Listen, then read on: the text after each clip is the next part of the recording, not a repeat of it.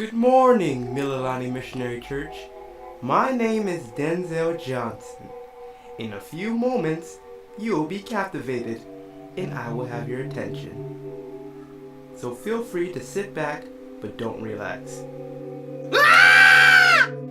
I told you I would have your attention. For all visitors, thank you for visiting us today. Please fill out the tearaway portion and place it in the offering plate. Please write out any prayer requests and or praise reports that you may have. We will be having our all-church prayer on Tuesday, September 2nd from 7 to 8:30 p.m. Prayer helps us to access God, do the impossible.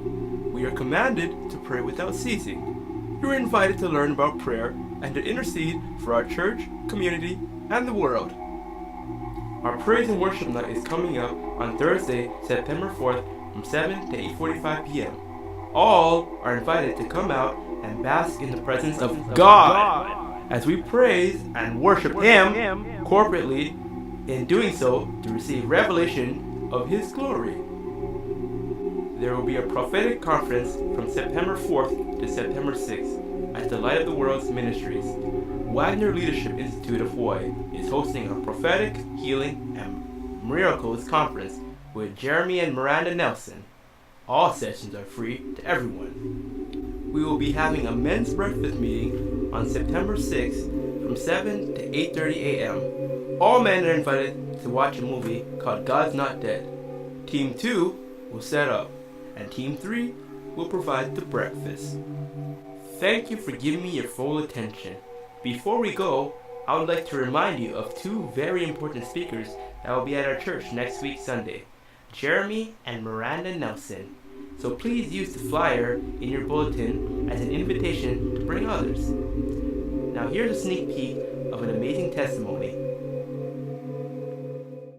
Me and my friend are flying from New Jersey back to Vancouver, where I was living at the time. And as we're flying back, we're just talking about God stories. You know, we're telling testimonies of miracles and dreams and visions and encounters. And at that time, I was telling mainly Bobby's because I was just with him. Right. And so we get to Vancouver, and my brother Josh picks us up in my car from the airport. We get in the car and we begin to drive.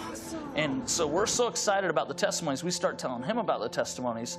Then all of a sudden my friend Craig, who's in the back of the car, back seat, starts screaming, what's going on? What's going on? We're in Mississippi. And I'm thinking, what? And what? Yeah. So I look back at him and I look forward, and you know, we were driving down the Vancouver Highway. Well, all of a sudden we're not on the Vancouver Highway anymore, Sid. We were on a normal street. There were street lights. We look to the left. There's a guy mowing the lawn. And my friend in the back screams, I know that man. I know that man. I went to high school with him. This is my hometown. And my brother's driving the car, and he just looks stunned. He's like, he's trying to figure out what's going on. And so all of a sudden I look back. How many miles away was this from where you were? 2,700 miles. Did you get that?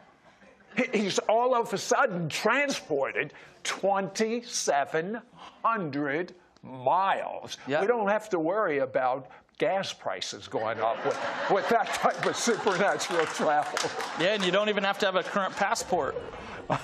Okay, then a major encounter happens to Jeremy in Scotland. What happened? Yeah, I was in Scotland, and you know, as I was praying, I was just in a time of prayer and worship, and all of a sudden I had a face-to-face encounter with Jesus.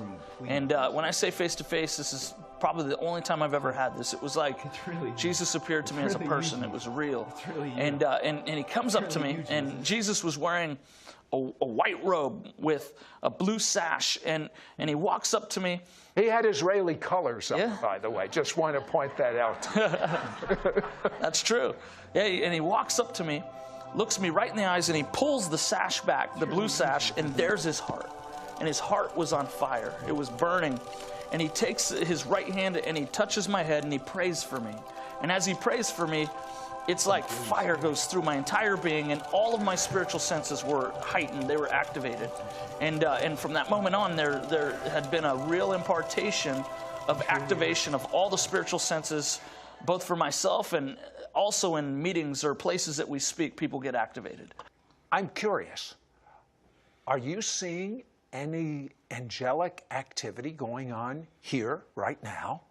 You know, Sid, I actually have been seeing an angel in the spirit, and I believe it's actually for somebody who's watching online right now. And I saw an angel laying hands on someone, and I saw a tumor dissolving, and specifically in the stomach area.